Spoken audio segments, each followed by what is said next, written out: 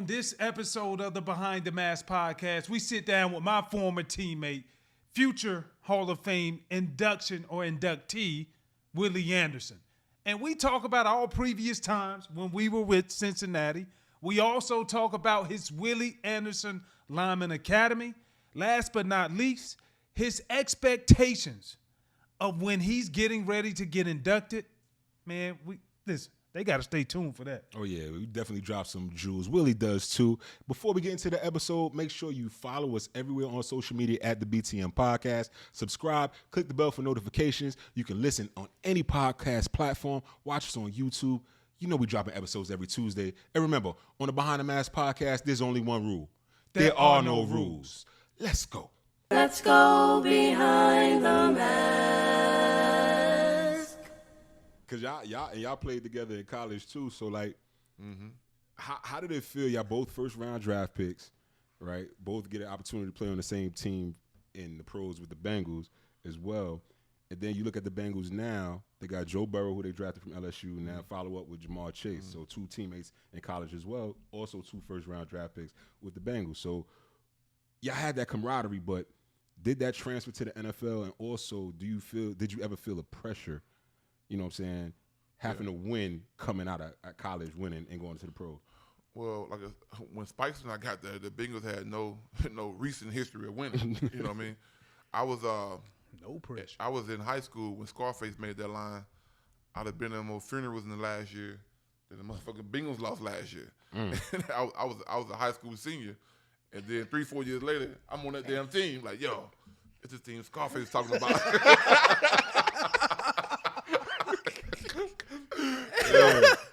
I'll never forget when I heard that line in '92 in high school, but I'll never forget when the locker room, when guys who had never heard of Scarface before, when they heard that line, it bugged them all out, and I watched them hear. I said, "Yo, y'all just not hearing this line. This line was made like when I was in high school." But we had the pressure for us too was, he came 2 years after me. Were not to be the next two Bengals first round bust picks. So the Bengals had a reputation of guys not panning out for one reason or other. And our goal was we didn't want to do that. Takeo and I were captains early on. You know what I mean? We both would go have our meetings with Mike Brown and trying to change things around and about keeping Dick LeBeau and getting rid of certain people. And Mike Brown told one person, longtime Bengal person is, about what Takeo and I said about him. That guy hated our guts like forever to the history of time. Probably right now he still hated our guts. Because the owner told him, he got on the bus, you guys trying to get me fired? Like, oh, she told you that? Man. Like, yo, that's crazy. Yo, Takashi, he's snitching. Yo, that's crazy, man. So I would think early on, man, those mid-'90s were trying to be, because Takeo didn't have any, he had some guys who, but I had Joe Walters my rookie year and second year, who was a Bengal, who played for the Bengals in 1988. I saw him play when I was 13 years old, and I got to the team, and he was still playing. I was really drafted to take Joe's position, but Joe took me in and showed me the way for 2 years. And but Spikes didn't really have guys like that showing him the right way to do stuff. You know what I mean? So we figured things out on our own as young players, and we were figuring it out and kind of became the faces of the team. But unfortunately, the teams were losing. You know what I mean? So. Yeah. Our early goal, man, was not to be too bust and to show that we belong with him belong with the Ray Lewis of the world, and me belong with the John D. Ogdens and those guys of the world. And it was a fight every week. It was a fight every year to prove that. Yeah, he talks about the culture back then with the Bengals all the time. He tells some story about some jock straps and some socks or something like that, man. So do you think, I know you're going to speak to the coach back then, but do you think that's changing and the Bengals are moving in the right direction also? Yeah, they definitely moved on from that. Like, come on, man. Spikes and I played at a place called Spinney Field. Right. Worst turf. And you don't know, like, Spinney Field was a big, bro, like Spike's townhouse is better than that damn facility, bro. It's 10 times, like 100 times better than that place. Like, the place set next door to a chemical plant, like the Simpsons. And the chemical would fly out on the field, on the ground. And we had a coach who had played there for a long time. Oh yeah, everything's fine. Ain't nothing wrong with me. His ear all bent up and stuff. I'm like, bro, like, I'm like, yo, did your ear, did that problem come from this chemical blend? Because we would lay on the ground and stretch, or you get tackled. Yeah. Your arm burning, your ear is burning. But they're telling us, bro, when a company has to say, we tested the chemicals right here out to make sure it's fine. That was an NFL practice facility, bro. It ain't supposed to even. Come on, man. You ain't supposed to have to test chemicals. Yeah, and my boy TJ, who's Mazada, he went on Fox News a couple years ago on a Colin Cowherd show and said something about the jock strap story that I told him. I mentioned jock straps to him, but it was a sock story. It was a old sock drawer, and guys wanted new socks. You want new socks? No, you couldn't get new socks. You got to go in the used sock department. So it wasn't a jock. Like very few guys would use jocks. I didn't use a jock. But it was a sock stash. But and the socks be like all beige and stained up. And guys wanted fresh socks. You couldn't get fresh socks. So the jock strap story went on. We just let it kind of ride out a little bit. Spice told me he had to change. He couldn't get a new jock strap. Like what? But it was socks though. You couldn't get new socks. But really, you couldn't get new anything. Anything. Of anything. Like once you got your little two this, that's it. And you get that in the preseason when you get there or the training camp. Man. Come on, man. So that's supposed to last you throughout the year. We had a sock bin. Bro, it was crazy. Like everything was just crazy back then. What was doing that, Tom? Tom Gray. Tom Gray. Tom Gray. Yeah. Tom was the original. See, we got that in the 90s, bro, like the mid-90s. And the Bengals still had people who were there with them from the beginning of the organization. Yeah. The strength coach, Kim Woods, he and the owner's brother, they sold hammer strength to hammer strength. You know what I mean? And so they were hammer strength before hammer strength. They made stupid money. You know what I mean? So, this dude, the strength coach guy, he probably got more pull than any other coach on the damn, because he made the owner's brothers multi-millionaires. And it was funny, they say the other machine a guy brought to them back in the 70s, they said, nah, we ain't doing that shit. We don't understand what that is. Like, we never seen anybody get on a machine and run in place.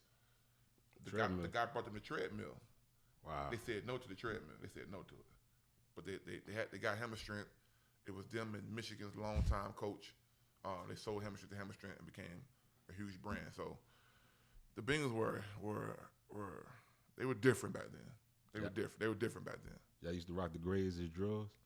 The who? The Grays, the hot tub shorts, the Grays. The hot. You remember the shorts. Yeah. I remember I got drafted, yo. Man, listen, man. I got drafted by the Saints in 2000. Spikes know I'm cheap as I don't know what, man. I don't like spending money, man. But every day I used to come through training camp and mini camp with Grays on. Some Grays on. So right, but those would be the shorts that I like my drawers.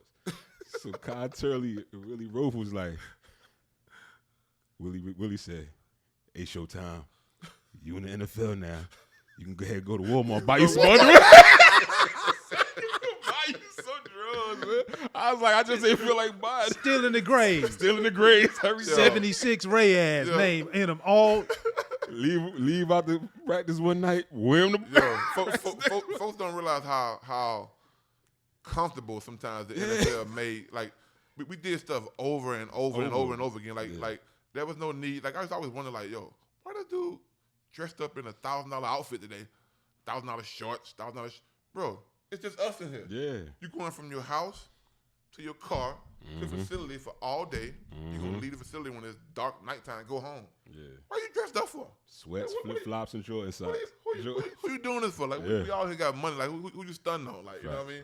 Like it's the same thing. And like the NFL is just it really is a boring life during the season. Yeah. It's routine. It's routine and over and over and over again, man. And I was telling a young player that last night, kid Sadiq Charles, left tackle from played at LSU national championship team, got drafted by the Redskins.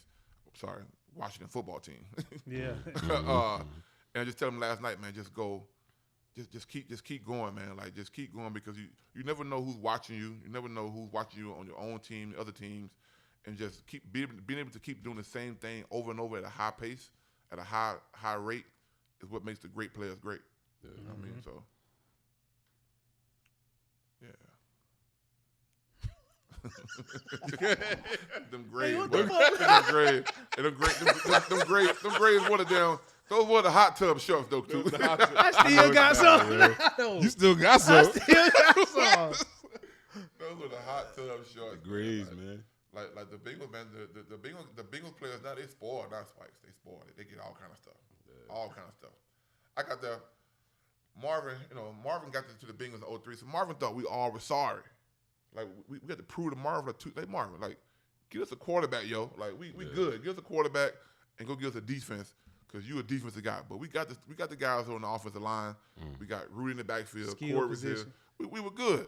I'm like, yo, he thought we all were sorry. So we had to prove to Marvin for like 2-3 years, man, that like, hey, bro, like we played hard against y'all in Baltimore too. Now we won a couple games, but Marvin used to be a whole about this. But you gotta practice, grind. He was all about the grind. If you wasn't grinding, you wasn't doing it right. Just grind.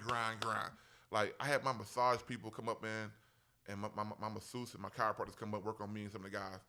At first, Marvin hated it. Then he started helping me out, getting rooms, set it up. I retire. I go back 2 years later. Marvin said, "Yeah, Willie, because I was doing training with them." He said, "Yo, come upstairs, meet me upstairs." I go in his office. He got a masseuse lady in there.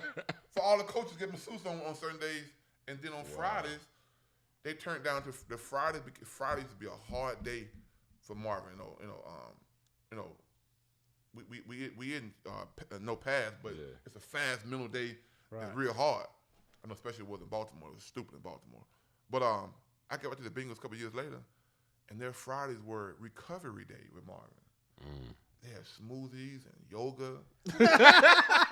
Hold on, man. What the hell going on, Marvin? Wait, you ran me out of the league for this, bro. For trying to be innovative, man.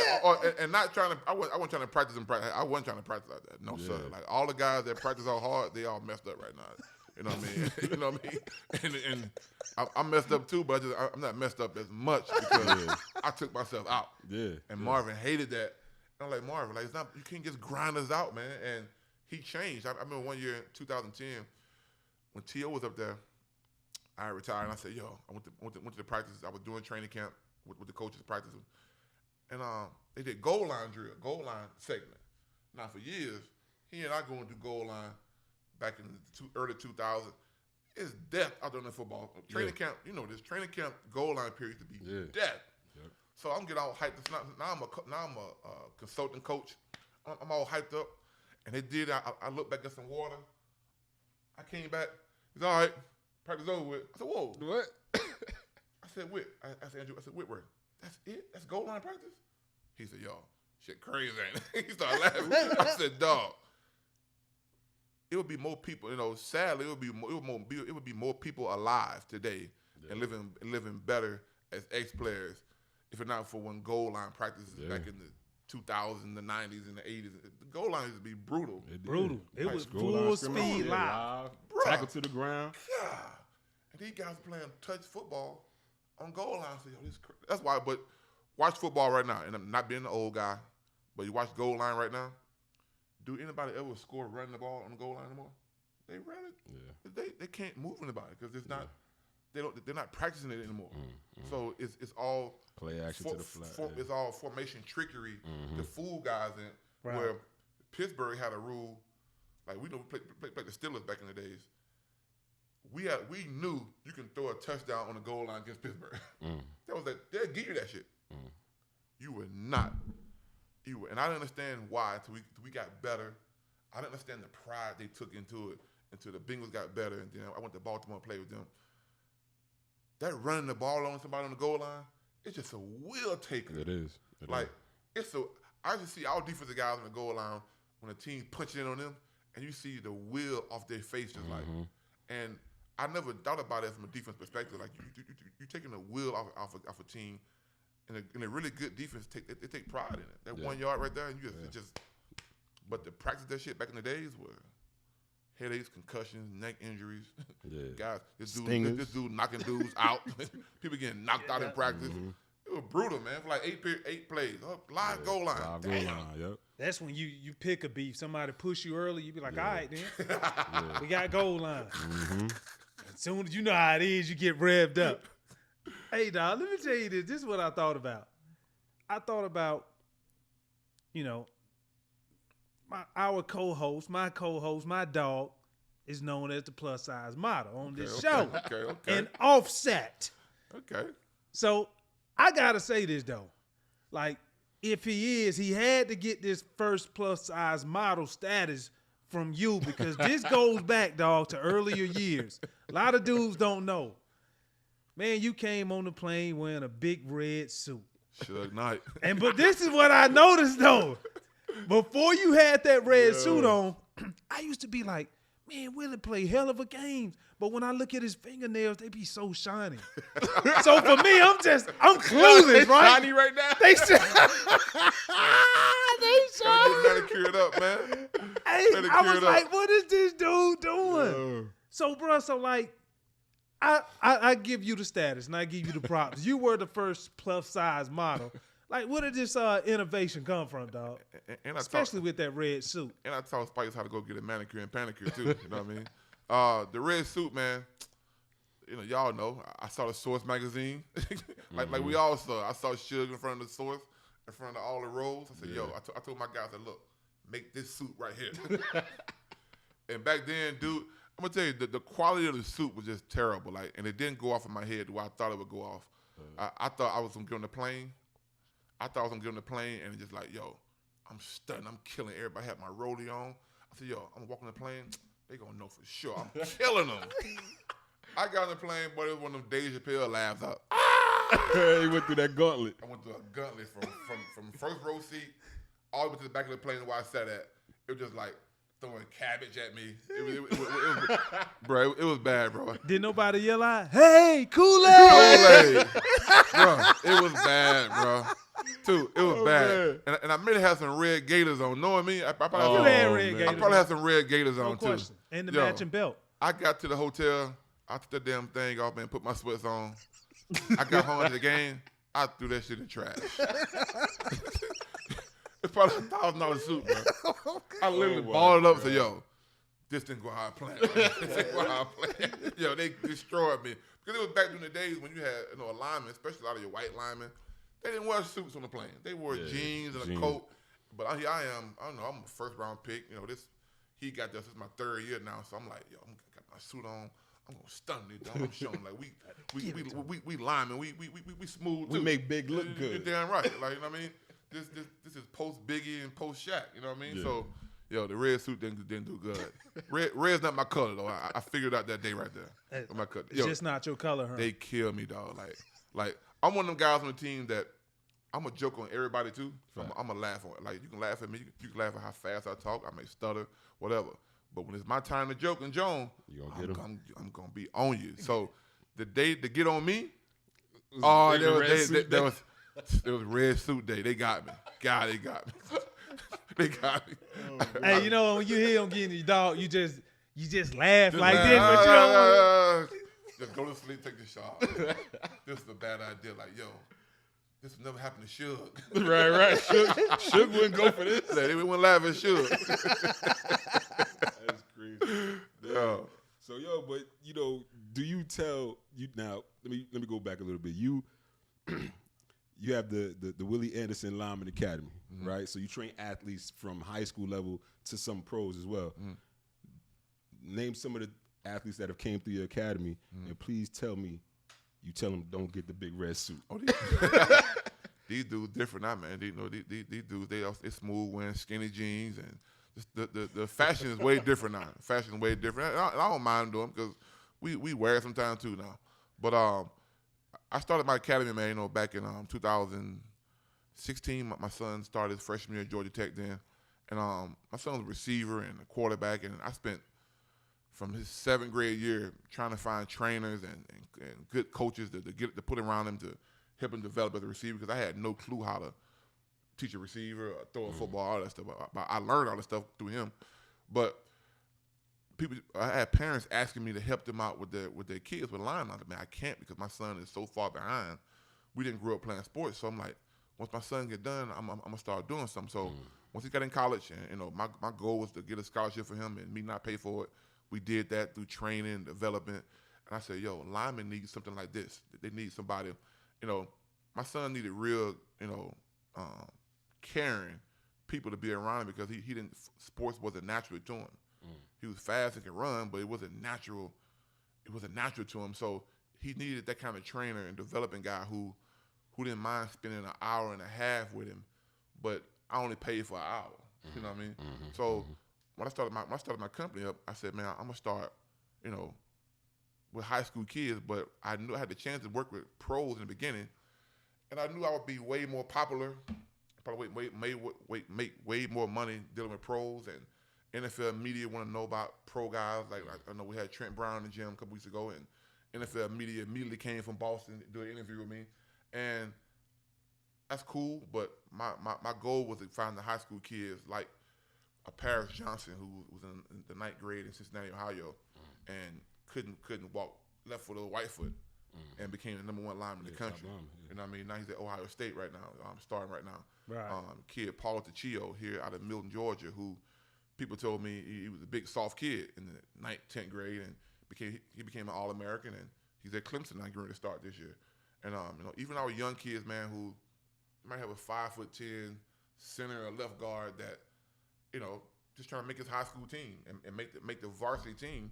And through learning and development of skills we put in with the kids, he gets that position. Like that happens all the time with us right now. And to me being who I am, I thought it'd be more beneficial to me helping kids do that than me running to pros and being on the gram saying I trained Lane Johnson, whoever. You know what I mean? And shout out to those guys because I know some really good trainers who train pros. But my goal was to start at the high school level. Like I wanted to have the same effect that Robert Brazile, NFL Hall of Famer Robert Brazile, had with me in high school. He's one of my high school coaches.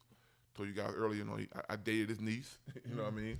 And you know what I mean? Just throw that in there. You know what I mean? Add throw it in. I throw it in for a reason too. It's for a reason too. But Coach Brazile, man, Dr. Doom, he Coach was out. He was our YouTube.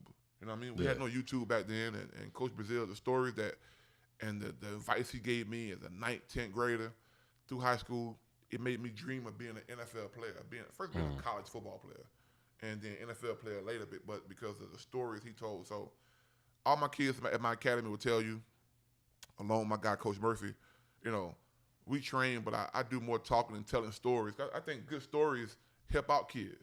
Yeah, it gives them perspective of because everybody think Coach Will was good all the time, but Coach Will wasn't good all the time. Coach Will was. I was a big soft kid one time too. Get my ass whooped too, but I was always big at 6'5" and 275 as a 14-year-old in high school as a freshman, but also get my ass whooped on ESPN. It was a nightmare game. My high school game. We played a high school game, bro. It was not your senior year though, was it? It was my freshman year in high school. Yeah. My high school in '88, my 8th grade year, they won ESPN's first national championship. So they were a powerhouse, bro. So '89, my freshman year, I get there. But I'm coming to play defense to be Bruce Smith and Reggie White. They throw my ass on offense midway through the season, and no kick step. Nothing, bro. And so ESPN game, Robert Brazile, baked chicken, done. Robert Brazile being an NFL great, he knows the ESPN staff, the ESPN writers. He tell them about me. I come in and do a pre-production meeting with them. They put me on TV before the game. Bro, I gave up 4 sacks on national to a guy by the name of Carl Montgomery.